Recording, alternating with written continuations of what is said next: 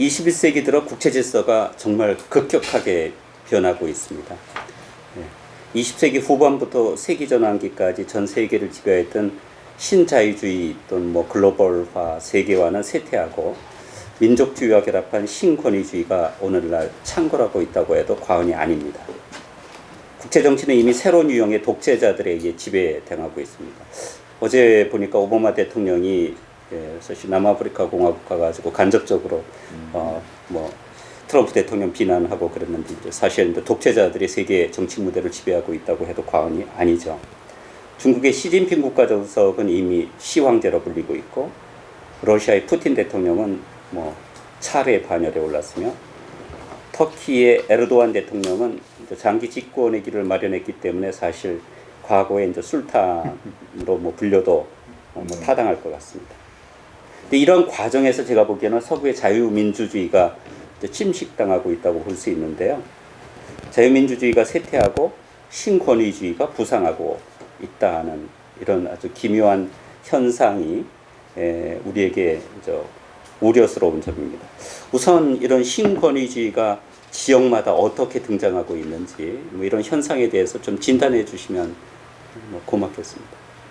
우선 자유롭게 시작하시면 되겠는데 우선 우리 인난식 교수님 먼저 시작하시겠어요? 그럼 중동부터 간단히 말씀드리겠습니다. 사실은 그 중동을 보통 저희가 25개 나라가 있는데요. 아랍 22개, 비아랍 3개가 있습니다. 근데 아랍 국가 중에서는 사실 민주주의나 자유주의를 구가하는 나라는 실질적으로 존재하지 않는다고 저희가 판단하고 있고, 그나마 가장 민주주의에 비근한 정치 행태를 갖고 있는 나라를 저희가 터키, 그다음에 이제 이스라엘이라고 봅니다. 그러니까 비아랍인데 이란은 신종주의임에도 불구하고 선거를 통해서 누가 대통령이 되거나 국회의원이 될지 모르는 시스템을 갖고 있어서 참 아이러니컬하게 아랍은 다 기존의 권위주의 질서를 갖고 있지만 비아랍은 다양한 실험을 해왔습니다. 근데 그 중에서 가장 눈에 띄던 나라가 터키였고, 특별히 2011년에 아랍 스프링이 일어났을 때 아랍 전역의 절반 정도 되는 대중들이 에르도안이 우리의 지도자였으면 좋겠다. 그 사람은 민주주의와 이슬람과 새로운 우리 모델을 만들 수 있는 사람이다는 일종의 비전 같은 것들을 좀 줬던 사람인데 무서운 속도로 이제 권위주의화 돼가고 있고요. 제가 이제 우려하는 것은 선거를 하는 나라인데 선거를 통해서 사실 60% 이상의 대중들이 무조건 에르도안을 지지하는 구도가 만들어지는 거죠. 푸틴도 마찬가지겠지만 소위 선거를 통해서 레지티머스를 획득한, 절차적 정당성을 획득한 지도자이기 때문에 기술적으로 2033년까지 통치할 수가 있고요. 지금 65세이기 때문에 아마 80세까지는 이제 갈 수 있다고 보는데 술탄의 칭호에 오른다고 보고 있는 거죠. 또 하나는 이스라엘입니다. 그러니까 이스라엘은 서방이나 미국이나 가장 아끼는 나라고, 그 이유 중에 하나가 중동에서 거의 유일한 민주주의를 부과하고 있다고 하는 독특성이었는데, 지금 2009년부터 통치하고 있는 베냐민 네타냐후의 그 통치 행태가 소위 국제사회의 하나의 그 공동의 아이디어인 투 스테이트 솔루션 자체를 무시하는 행태를 보이고 있고, 그 말은 지금 현재 중동의 그 점령 지역, 이스라엘의 점령적인 가자와 웨스트뱅크에 있는 팔레스티니안들에 대한 2등 시민, 그래서 자칫 잘못하면 저렇게 나가면 아파르테이트 국가가 되는 것이 아니냐라고 하는 말을 들을 정도로 과연 이스라엘도 민주주의 경로를 자꾸 이탈하는 것 아니냐 하는, 그래서 경쟁적으로 중동에서는 점점 권위주의를 향해서 나아가고 있는 그런 분위기인 것 같고요. 그 배경은 조금 이따가 말씀드리도록 하겠습니다. 참 아이러니컬한 것 같아요. 그러니까 중동이라는 사실 권위주의적 전통이 아주 뿌리 깊은 지역에서 가장 서구의 관점에서 보면 모범적이라고 여겨졌던 이스라엘과 터키가 오히려 지금 신권위주의의 온상이 되고 있다는 것은 아주 역설적인 것 같아요. 하여튼 그 이유는 또 우리가 나중에 살펴보기로 하고요. 혹시 우리 대 기자님, 저는 지금 나중에 왜 이런 현상이 나타나는지를 따로 논의하는 시간이 있겠지만, 우선 이게 일시적인 현상인지 아니면은 구조적인 현상인지, 이게 만약 일시적인 현상이면 크게 우려할 이유가 없지 않습니까? 근데 이제 적어도 제가 보기에는 이게 일시적인 현상을 보긴 좀 어렵다. 그 구조적인 현상으로 봐야 됩니다. 그래서 우리가 우려스러운 이유가 이제 바로 거기에 있는데, 그러니까 어떤 의미에서는 어떤 역사의 중요한 좀 변곡점을 얘기합니다. 분기점 같은 그런 생각이 들고요. 그러면 왜 이런 현상이 이 시기에 전 세계적으로 이렇게 나타나고 있느냐? 물론 이제 이 교수님이 질문지로 언급을 하셨지만 전 두 가지 이유가 있다고 봅니다. 첫째는 탈냉전 이후 지난 약 30년 가까이 지나면서 이 세계 체제의 어떤 물적인 토대, 소위 말하는 하부 구조죠. 하부 구조의 극적인 변화가 지금 있고 또 그것이 상부 구조의 어떤 질적인 변화를 초래하고 있는 게 아닌가. 저는 그런 생각이 들었습니다. 그럼 물적인 토대의 극적인 변화라는 게 뭘 의미하느냐? 두 가지가 있다고 봅니다. 하나는 이 신자유주의의 극단화. 그래서 그게 하나 있고 또 하나는 이 디지털 혁명, 디지털 기술의 급속한 발전. 그래서 이제 신자유주의로 인한 어떤 양극화, 또 빈익빈 부익부에 대한 대다수 개인의 분노, 불만, 공포 이런 것들이 팽배한 상황에서 인터넷, 소셜 미디어로 대표되는 디지털 기술, 즉 커뮤니케이션 기술이 비약적으로 발전을 하고 있는 게 지금 이런 변화의 배경에 깔리는 게 아닌가 그런 생각이 듭니다. 그래서 2016년에 옥스퍼드 사전이 포스트 트루스라는 걸 올해의 단어로 선정을 했듯이 이 개인 미디어 시대가 열리면서 누구든지 소셜 미디어를 통해서 스피크아웃 할 수 있는 심지어는 테러 단체인 IS조차 그걸 지금 활용하고 있지 않습니까? 그러면서 이 진실과 거짓 또 팩트와 주장 이게 뒤죽박죽 완전히 뒤섞여가지고 극도의 혼란 상황이 지금 벌어지고 있고 그래서 여기서 이제 스마트폰을 가진 각 개인이 정치, 학계, 미디어, 시민사회 등 기성제도, 기성질서의 권위에 지금 도전을 하고 그러면서 현재 상태는 이 권위의 실종을 넘어서 권위의 공백 상태 일종의 아노미 현상이죠. 그래서 그거에 대한 반작용으로 권위를 희구하는 그런 심리가 지금 깔리는 게 아닌가. 그래서 이런 분위기에 편승해서 이 포퓰리즘의 외피를 걸친 신권위주의 리더십이 세계 곳곳에서 부상하고 있다. 저는 그렇게 생각합니다. 그 중에 가장 대표적인 사람이 트럼프 현상이고요. 그래서 앞으로 이 4차 산업혁명 시대에 AI니 빅데이터 이런 게 더 발전하면 오히려 이제 이런 현상은 더욱더 가속화될 가능성이 있고 그렇기 때문에 이 문제에 대해서는 심각한 문제의식, 역사인식을 가지고 인류가 공동으로 대처해야 되는 문제가 아닌가. 정말 역설적인 것 같아요. 이제 지금 우리 대 기자님께서 말씀하신 것처럼 제가 보기에는 누가 보더라도 이제 신자유주의가 이제 경제적 보편화를 추구했기 때문에 거기에서 오는 혜택이 국가별로 골고루 돌아가는 것이 아니라 사실 국가별로도 양극화가 이루어지고 또 국가 내부에도 사실은 상류층하고 빈곤층 양극화를 벌어지다 보니까 여기에 대한 불만이 새로운 권위에 대한 향수 이런 것으로 표출된다는 것도 역설적이고요.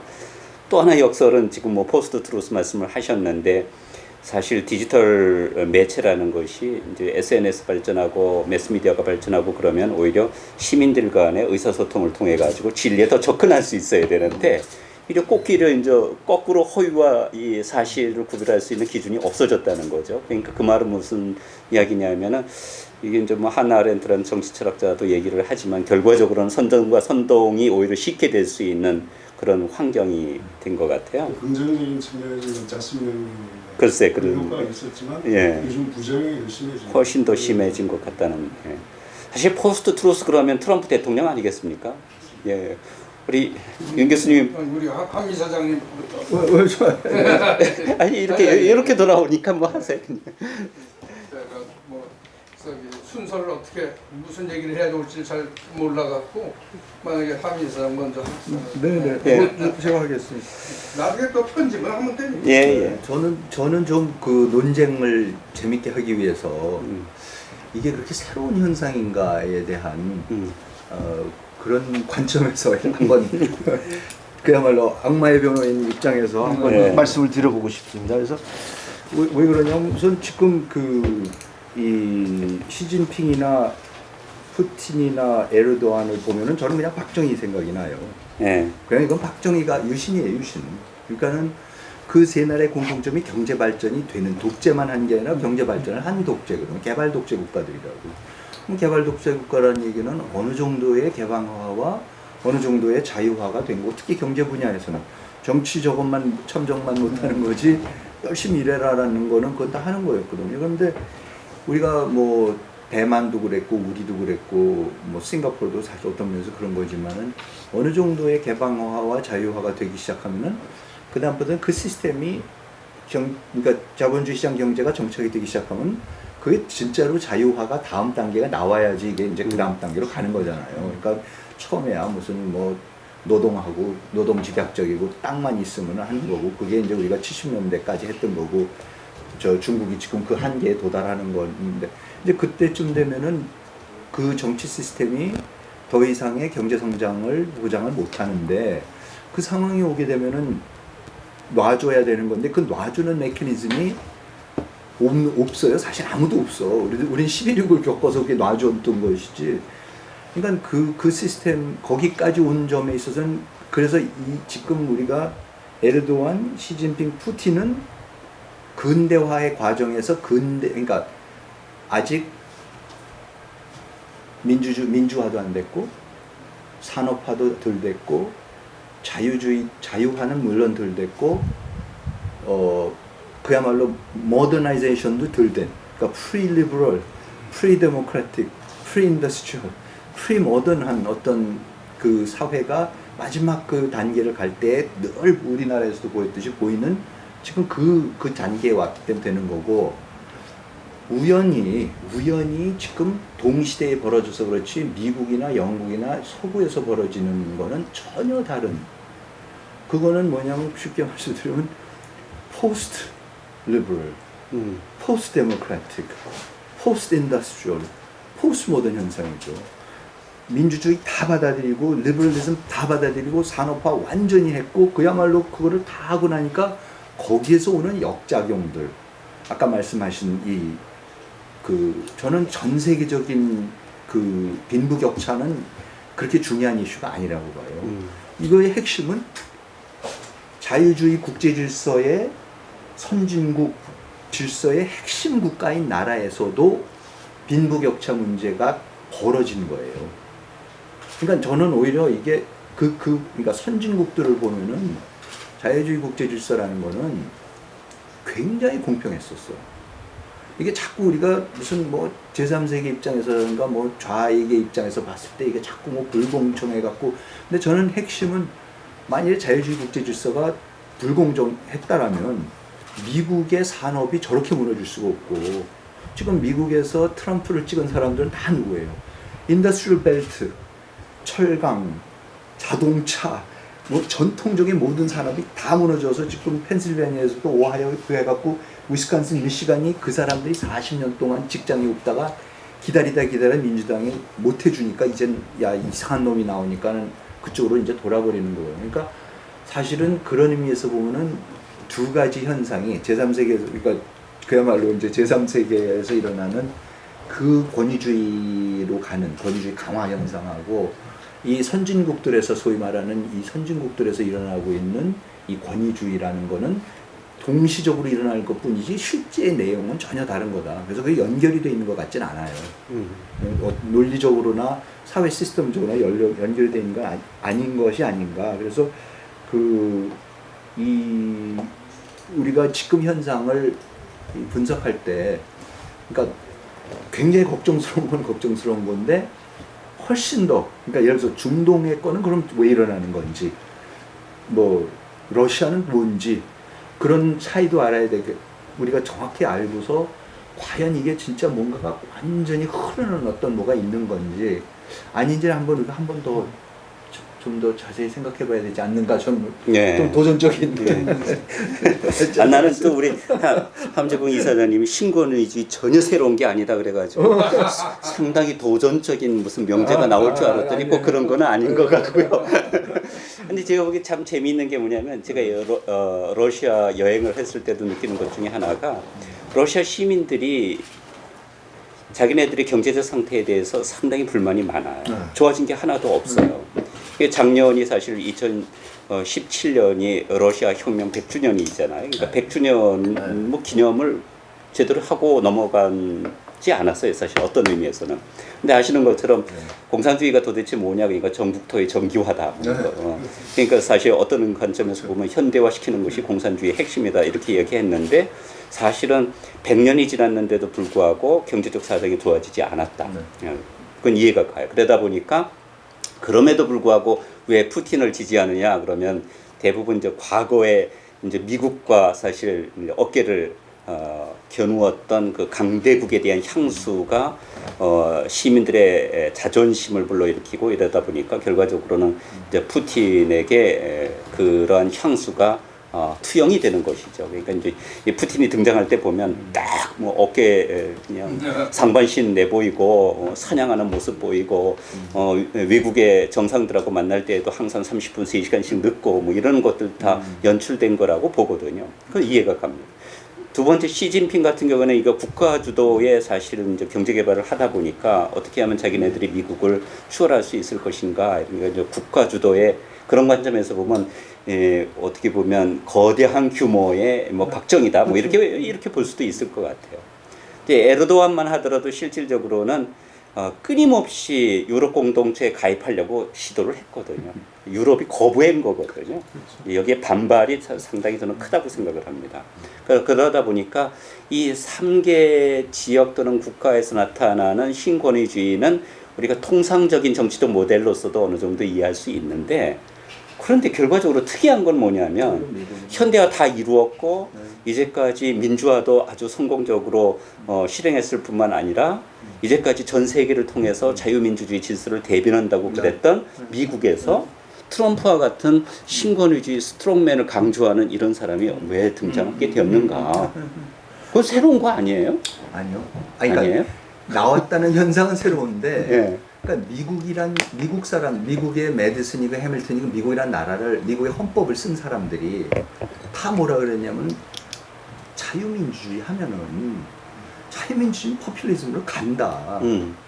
그거는 그 사람들의 가장 큰 문제의식이 아니에요. 그러니까 이거를 어떻게 해서든지 간접민주주의를 하고, 그래서 삼권 분립을 하고 엘렉트럴 컬레지라는 걸 만들어서 그때 미국이 당했지만 처음으로 당한 거지. 그동안엔 작동을 했거든. 그러니까 포퓰리즘이 올라오는 거를 그러니까 민주주의를 하는 한에 있어서는 포퓰리즘 자체를 막을 방법은 없고, 사실 아리스토텔레스부터 가장 걱정하는 게 민주주의 하면 포퓰리즘 가는 건데, 그럼 저거를 안 할 수는 없어서 하는데, 저 전제주의보다는 아니까 왕권보다는 그러면 하긴 하는데, 그럼 이걸 어떻게 최대한 막느냐 해갖고 고안을 다 해놨지만 항상 걱정하는 거는 어떻게 보면 동전의 양면이에요. 자유민주주의를 하는 한에 있어서는 포퓰리즘의 무적은 항상 있는 거예요. 그래서 그거를 갖다가 미국도 뭐 무슨 휴윌롱 뭐 때만 되면은 포퓰리스트가 나서, 사실 앤드루 잭슨 같은 사람은 사실 포퓰리스트가 됐던 경우고 대표적으로. 그래서 뭐 인디안 다 죽여버리고 말도 안 되는 짓들 그거 다 하는 거고, 때때로 그런 포퓰리즘이 나오는 거죠 사실은. 그러니까는 그 시스테미컬리 그러니까 제거를 하려고 그랬지만 가장 의식하고 있는 게 자유민주주의가, 왜냐면 독재하면 포퓰리즘이 없지. 독재가 그냥 해버리면 되니까 전제주의에서 포퓰리즘이 없는 거죠. 그러니까 저는 그런 맥락에서는 오히려 우리가 지금 벌어지고 있는 현상이 다시 한번 미국의 시스템이 실패하고 있는 거는 사실이고, 그리고 오랜만에 이게 나온 거는 사실이지만 포퓰리즘 자체라는 거는 미국에서 끊임없이 나오고 있었던 거고, 다만 정권을 못 잡은 것뿐이에요. 그러니까 이번에 정권을 잡았다라는 거가 무서운 일이고 화들짝 놀라는 거지만, 모든 이론가들이, 민주주의 이론가들이 제일 걱정하고 방어하려는 사건이 지금 일어난 거라고 볼 수가 있는 거죠. 그러니까 이사장님이 제가 보기엔 민주주의와 포퓰리즘은 동전의 양면과 같다. 그럼 전 동의해요. 네. 그거는 뭐 민주주의는 왜냐하면 국민 또는 시민들의 의사를 반영하는 제도적 절차니까 어쩔 수 없이 국민의 의사를 물을 수밖에 없고, 또 국민들의 관심에 부합하는 정책을 펼 수밖에 없기 때문에 어느 민주주의 정권도 그렇죠. 일정 정도는 사실 포퓰리스틱한 거죠. 그거는 이해가 가지만, 그런데 그것이 이제 포퓰리즘하고 신권위주의는 좀 다른 거죠. 그러니까 포퓰리즘은 신권위주의에 예컨대 자양분이 되고 동력을 제공할 수는 있지만, 신권위주의라는 것은 이제까지 그래도 세계를 지탱해 왔던 이런 자유민주주의 질서를 그 근본에서부터 파괴한다는 점에서는 제가 보기에는 좀 차이가 있지 않은가. 뭐 이 점에 대해서는 네. 우리 윤 교수님 어떻게 혹시 그래서 이제 생각하시는지. 지금 다 말씀드렸는데 저는 다 공감을 하면서, 그런데 그게 이제 그 이렇게 전부 공통점도 있고 또 좀 차이점도 있고, 그런데 이제 우리 공통점 보다 저는 이제 차이점을 민주국가와 비민주국가로 구분을 해서, 이제 비민주국가에서 일어나는 그 신권위주의 형태, 그거는 개발 독재랄까 뭐 이러한 거하고도 관련시켜가면서 과거에도 있었고, 그러니까 경제적인 발전을 도모하는 명분하에 집권자의 권력 장기화 이런 식으로 해서, 그런데 종전에도 있었던 형태죠. 그런데 이제 뭐 중국은 뭐 시장 경제 받아들였던 것이 정치적으로는 아직도 일당 독재고, 과거 공산당 정권과 뭐 크게 달라진 거가 없다고 저는 생각해요. 그런데 이제 러시아는 그래도 이제 일단 민주화가 됐다가 옐친이라든지 그랬다가 다시 회귀하는 시기인데, 그것은 우리도 자유당 했다가 지금 지적한 바처럼 다시 또 유신 이런 식으로 회귀도 했고, 따라서 민주주의가 완전히 공고화 되기 이전에는 그 뭐 이렇게 진퇴가 있을 수 있다. 그래서 이제 그것도 유형이. 근데 이제 좀 지금 타이밍이 같기 때문에, 그러면 소위 민주국가에서 일어나는 이 권위주의 스타일은 어떻게 볼 것이냐. 그거에 들어가는 거가 트럼프라든지 헝가리 무슨 저 이탈리아 뭐 이런 식인 건데, 이제 난민 문제, 새로운 문제들이 과거 없었던 문제가 대두되는 그거가 있고, 그 다음에 이제 경제적인, 지금 미국을 포함해서 경제적으로 뭐 양극화 현상이라든지 혹은 경쟁 관계에서의 경제적 민족주의를 부르는 식으로 파퓰리즘이죠. 그래서 그 다음에 이제 또 공통점으로는 이제 다 이 말씀하는 신권위주의 스타일이 미래 비전을 제시하는 것보다는 과거의 향수를 자극하는, 뭐 위대했던 소비에트 연방이라든지 무슨 미국도 뭐 과거에 트럼프도 그런 얘기 많이 하잖아요. 영광을 되찾고 뭐 이런 식으로. 그래서 그거는 이제 저는 그렇게 우연히 이게 근데 우리 개인이나 사회나 국가는 서로 영향을 주고받기 때문에 이러한 풍조가 결코 바람직하지는 않죠. 그러나 이것이 우리 새로운 형태로 오래간다, 꼭 그렇게 생각은 하지 않습니다. 왜? 사실 그 미국만 해도 근소한 차이로 트럼프가 당선이 됐기 때문에 다음 선거에서도 또 트럼프가 재선이 되고 한다면 그때는 이제 좀 공고화되는 거죠, 이런 현상이. 그러나 지금 이거에 대해서 미국 자체뿐이 아니라 전 세계적으로 굉장히 우리 지식인들 간에는 비판도 많은 거고, 해서 일시적인 현상으로 끝날 수도 있다고 저는 보고, 그 다음에 저 유럽 같은 데는 특히 뭐 그쪽에 유학하셨으니까 더 잘 아시겠지만, 그 기본적인 우리 문명의 발전이라든지 민주적인 뭐 이러한 길을 역행하려고 하는 국가는 없어 보여요. 단지 이제 이 권력 잡기 위해서 그 난민 문제 같은 거 이런 거를 강조하다 보니까 이제 우경화가 되는 현상이 나타나는 건데, 사실 저 네탄야후 경우도 난 그 사람을 좀 오랫동안 지켜보고, 좀 물론 내가 싫어하는 사람이 하나인데, 보면은 옛날에부터도 이렇게 어떤 우리가 인류가 추구하는 평화라든지 이런 쪽보다는 말이에요, 그 어떤 극우적인 뭐 이런 걸 주장하는 가운데 자기가 집권하기 위한 뭐 그런 식인 사람들이 이제 판을 치면은 이 물을 흐린단 말이에요.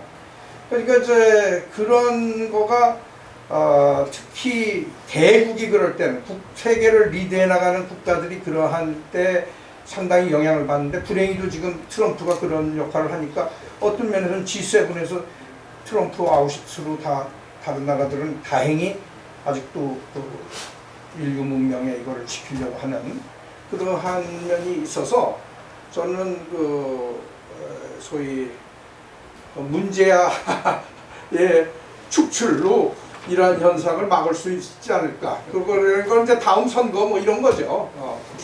저는 상당히 좀 회의적인데요. 네. 예컨대 독일과 이탈리아에서 소위 말하는 파시즘이 등장하기 직전의 경제적 사회적 상태를 보면 상당히 자유주의적이었습니다. 바이마르 공화국이 그랬고 뭐 모든 분야가 사실은 독일만 하더라도 유태인에 대해서 가장 과정적인 정책을 취했던 나라 중에 하나였거든요. 그러니까 그게 많았죠. 예, 예, 순식간에 뒤집어지는 거거든요.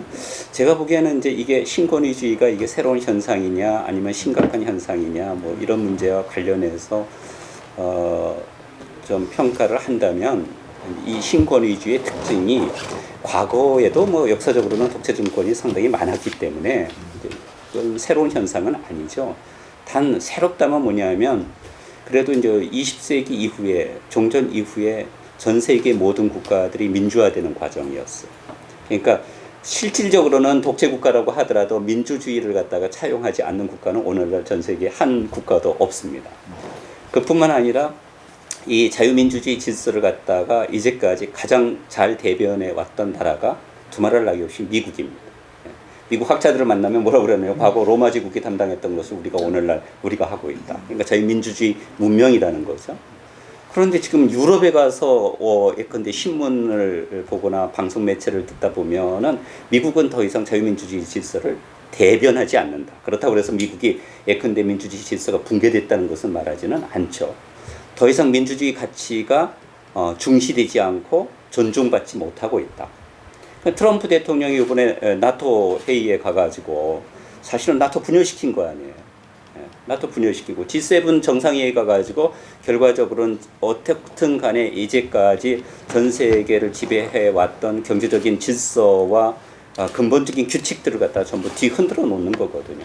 그러면 이제까지 사실 이게 팍트 아메리카나 그럴 정도로 사실은 어떻게 보면 가장 강력한 초강대 국가가 지지하고 대변하고 수호하려고 노력하였던 자유민주주의 가치가 그럼 어떻게 되는 것이냐. 그러니까 그렇다면 뭐냐면 아주 독특한 현상 중에 하나는 이런 지도자들이 어떤 날 찬탈에 의해서 구테타에 의해서 이렇게 권좌에 오른 것이 아니라 전부 다 민주적 절차를 거쳐가지고 대통령이 되고 예컨대 국가 주석이 되고 이러는 거거든요. 그러니까 제가 이제 여기에서도 이야기를 했지만 민주적이지만 민주주의가 이제까지 수호하려고 노력하였던 자유민주주의적 가치에 바탕을 두지는 않고 있다. 일리버럴하다. 비자유주의적이다. 이 현상을 어떻게 봐야 될까요?